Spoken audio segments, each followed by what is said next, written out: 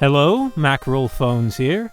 Yeah, surprisingly there's more to Mackerel Phones than that no commentary video of the lousy PSP Pac-Man arrangement that's received over 4 million views.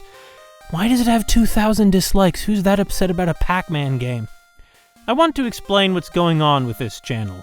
If you want the TLDR version, I'm going to encourage you to subscribe to my channel, and Twitter, and also to my second YouTube channel, Mackerel Undercover, where I'll be uploading most Let's Plays from now on.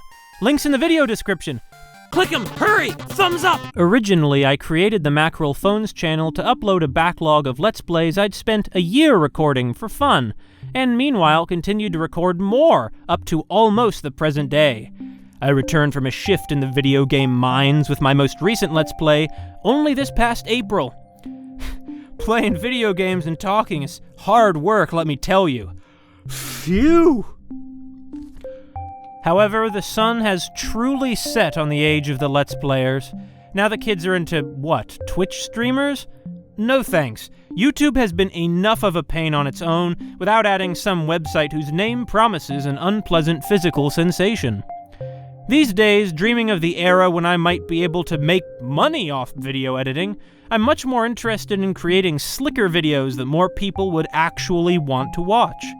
This includes the Book Collection, an attempt to transform my habit of rambling about books into finished product, and my Famicom Adventures series, which is basically the same but for old Nintendo games, though alas, the NES is well-trodden territory in YouTube terms. But I think I'll still find some stuff people haven't heard of. I've been thinking I could do another series like that too, maybe for Game Gear or something. But I shouldn't get ahead of myself. More prominent are the two high-effort, probably overwrought and silly video essays which, at the time I'm recording this audio, are Dreams We're Telling Ourselves, a protracted look at Nier, and Terra Enigma, Ecology and Modernity in Terranigma. The next such high-effort video that veers into pretentious absurdity will be about The Silver Case, and I have others planned down the pipeline. Please look forward to it. So yeah, like, comment, subscribe, and click the bell, apparently. I hear that's what people do on this website. Oh, and I have a Twitter I barely use since there's no reason to make an ass of myself posting things when nobody's there to see it. Though, maybe that's a blessing. I've still got a heap of Let's Plays chomping at the bit for upload, though. I prefer not to overwhelm potential subscribers with a ton of chaff mixed in with the wheat, even if I personally find my rambling Let's Plays quite entertaining because I'm apparently in love with the sound of my own voice. I assume this is some sort of chapel. Well, then again, it might not be. There's hardly... I guess these are kind of pews, but why are there vats opening onto lava in front of them? Maybe these are a very extreme religion. Maybe they're sort of like those snake handlers, like the Holy Ghost people, except with lava instead of snakes. For this reason, I figure I'll upload most of my Let's Plays to my second channel, Mackerel Undercover, and stick to uploading more occasional, higher-effort videos to this one. But I'll still probably upload a Let's Play to my main channel on occasion if the fancy strikes me. The names of all the remaining video games I victimized with Let's Plays should be scrolling by on the screen about now. If you're one of the 2 or 3 people who seem to consistently leave likes on my Let's Play videos, well, first, thank you. And second, you'll probably want to subscribe to Mackerel Undercover. Links in the video description. Go! Get over there! You might be wondering why there's so much video runtime left. Well, the rest will simply be me telling you the tale of how I almost lost this channel recently. So stay tuned if you're interested. Now to tell the story of how Google sucks. Not as a search engine, of course. They get the job done and then some. But I hardly need to explain why some giant corporation's up to no good. Nah, this problem is a lot more personal. On 28th August, I saw that Pedantic Romantic, a YouTuber I like okay, had her account hacked and subsequently banned. She's since recovered her channel, but the incident inspired me to enable 2-factor authentication on my Mackerel Phones account. While I was at it, I changed my password. Why not? Good security protocol so far. A few hours later, I noticed Google had sent my backup email a notification about a password change and something about a suspicious app trying to access Mackerel Phones. Since the time exactly corresponded to when I made the security changes, I figured this is probably me, but no problem. I get security alerts all the time for stuff I did, and that part about a suspicious app is really weird, so I'll click on the link in this email to check the activity and confirm it's me, like I've done many times using Google's high-quality security methods. If only I had known. Instead of taking me to a page that displayed the suspicious activity, like every other Google security notification I've ever received, it had me log into Mackerel phones first, and then automatically, without asking me if I wanted to, had me change the password and turn off two-factor authentication. What the hell? I figured, okay, whatever, I want two-factor authentication, so I'll enable it again. And I did. And then Google signed me out of the account and refused to let me back in. I didn't think to record any part of the account recovery process at the time, and I'm paranoid that if I click on any of these links to go look at it again, I'll get locked out of my account. So instead, I'll just put other things on screen. For now, let's just go with a pleasant image. Yeah, that'll do. See, it turns out Google can place a security hold on any account. This prevents anybody from logging into it without proving their identity, thus keeping hijackers from getting in. So far, it seems like me being a buffoon, nothing new, and Google's security being top-notch. This is where the trouble began. You see, breaking a security hold is simpler than breaking a chokehold. I only had to prove that I am the owner of Mackerel phones. Google sent a PIN number to my phone, a PIN number to my backup email, and had me give them the Mackerel phone's password, which is potato. Not really. Actually, it's a very strong password, and I gave it to Google, along with a little statement about what had happened in a text box reserved for the purpose. They would get back to me in a few business days, it said. I'd be locked out at most 8 days? A bit of a pain, but not so bad. Instead, a couple days later, I received an automatic email from Google that said they could not verify that I own Mackerel phones. What? Having access to my backup email and phone wasn't enough proof? Google had my phone number anyway from when I verified my YouTube account. Did they think this was a SIM hack? In any case, Google must have thought that the backup account was hijacked too, since otherwise, how could I have accessed the number sent to it? But if Google thinks my backup's compromised, why didn't they send an email about that to the backup email of my backup email? Yeah, I got backups for days. We want to help. I'm sure you do, Lily. The email asked me to visit the account recovery form to submit another request. I clicked the link, and it was the same form I filled out before, with no option to provide any information I hadn't the first time. At the end, in the spot to type out what had went wrong, I offered a longer explanation, and was rejected again. To make a long story short, while Google did not respond to my third or fourth requests for access, I spent the next few weeks in a state of low-key panic that Google had taken my account away, my 4 years of work and several thousand subscribers, as punishment for the dastardly crime of enabling two-factor authentication. Of course, I know my account hangs on a thread, that Google holds the power to close the scissors and sever any YouTube channel permanently with no warning for any reason, especially now that they hold being no longer commercially viable as sufficient cause for termination, a phrase definitely not vague enough to ever be abused. I'd thought if Google would shut me down for anything, it'd be either some mass false flagging campaign, or else I'd put so much graphic nudity into a video that the Google police couldn't ignore it. Instead, Google decided I was a hijacker, and also that all the forms of verification I'd provided them were unreliable bunk.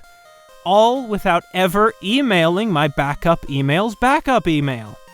The thing is, this was worse than having my channel shut down. If Mackerel Phones was deleted, at least I could start off fresh somewhere else, upload only my best videos, try again without so much fluff. But instead, YouTube kept up the Mackerel Phones channel so that if I uploaded my videos again, they would lose in the algorithm against the older one with views, in addition to being super suspicious. Yeah, some random guy re-uploading another channel's videos who claims he's the same person but can't log into his old account. Yeah, right. I wrote out a multi-page dissertation giving out as much detail as I possibly could about IP addresses and the different devices I'd used to access Mackerel Phones over the years, waiting to send it until I heard back. Meanwhile, I sent multiple requests to YouTube support on Twitter. They just linked me back to the same account recovery form that hadn't worked. Did I mention that it turns out Gmail support's set up in such a way you can't call them? Their only face is these cold, automated emails. Officially, it's a security precaution, but I bet it's just cheaper not to run a call center. The only other method I could imagine was to create a video showing that I had the bookshelves and other recurring objects in the Mackerel Phones videos, and although the account recovery form certainly lacks an MP4 upload option, I even recorded and edited a special evidence video to do just that, finding timestamps in my older uploads where certain objects appeared, and myself with the original ink and paper drawings of my channel avatar and the old Let's Play thumbnails from back when I drew them. I'd meant to upload this video, if it came to it, onto Mackerel Undercover. Subscribe! Links in the description, go! All this time, I had to ask, what kind of security system can lock out the owner permanently with zero recourse? Imagine if you had a chest whose key could just sometimes decide not to unlock it. Actually, that's a bad analogy, as you could still bash the chest open with an axe to recover the sweet nectar inside. Imagine if you installed a burglar alarm system into your house, and to turn it off, you had to input a password. Imagine if you also had this alarm set up to scan some kind of special QR code in an app on your phone. For a burglar to pull off their theft, they'd have to break in, know your password, and also have your phone and the app that generates the QR code. Now imagine if that alarm system could sometimes, with no warning, when you dropped your keys while trying to unlock the door, decide to ignore the code and your phone, and instead keep the siren screaming until the police showed up to arrest you. It wouldn't be a security system at all. More like some kind of high-stakes game where you had nothing to win and everything to lose. How could a hijacker do worse to my account than Google did? I asked myself that question a lot during those few weeks. Google was so confident I was a hijacker that it hijacked my account preemptively as a precaution. That's like going to someone for help because you were scared some dangerous guy meant to kill your dog, and the helper responded by shooting your dog. Technically speaking, that dangerous guy could not kill your dog anymore, so problem solved, right? The sun rose and set, indifferent to the world, same as ever. I played We Love Katamari in a state of despair, the happy J-pop music doing nothing to penetrate the gloom that surrounded me, and in fact probably making it worse. It was the middle of September, and there had not been a peep from Lily or no reply at accounts.google.com. By now, well over 8 business days had passed since my last recovery request. When this fiasco began, I contacted a certain person I know who works in computer security. He was confident Google would return my account, insisting that he had never heard of Google permanently locking someone out of a Gmail account, except for when the account had been used to sell drugs or something. By the way, I do not sell drugs, so I should have been in the clear. At the end of this, he told me, we'll know a lot more about how Google account recovery works. On the morning of 17th September, I contacted him again. The night before, I'd sworn I'd try to do something. He still didn't really believe me when I described what had gone wrong, because by all security logic, it should not have been possible. On a lark, though, he suggested I try logging in on a different browser, Safari. I thought this would never work. I hadn't signed in on Safari in years. But I tried anyway. Two-factor authentication was still enabled, and it let me in. No account recovery form, no email sent to my backup email about the security hold being lifted. Google just let me into Mackerel Phones like normal. I wish I could have recorded our response. My friend and I were laughing, shouting, "What the fuck?" scraping our jaws off the floor. My friend said, "I think we know even less about how Google account recovery works than before." At his urging, I tried logging in on my usual browser, and the security hold was still on. "Go screw yourself," Google told me. "We hate you." After I cleared my cache, though, like butter on a hot pan, the security hold dissolved. I cleared my cache on another device, and where it too had not let me log in, suddenly it changed its mind. Don't you love internet security? I guess there are 4 lessons. The first is to always clear your cache. The second is to never update your security settings, or at least to ignore any security notifications from noreply@accounts.google.com. The third is not to link your YouTube account to your Steam account to try sharing videos with the Steam community. Probably doesn't net that many views, and it might make Google try to shut down your account because they describe Steam as that suspicious third-party app I mentioned earlier. And the fourth lesson is that you can feel safe, knowing some mistake in the Google system can let them lock you out of your account indefinitely, no matter how much evidence you provide them without ever notifying you about whether they let you back in, and your only hope is that it's some bad data stored in your browser cache, which doesn't sound like it could possibly keep out an actual determined hijacker anyway. The last time I logged into Mackerel Undercover, subscribe, links in the description, Google sent an automatic security alert to that account's backup account. And guess what?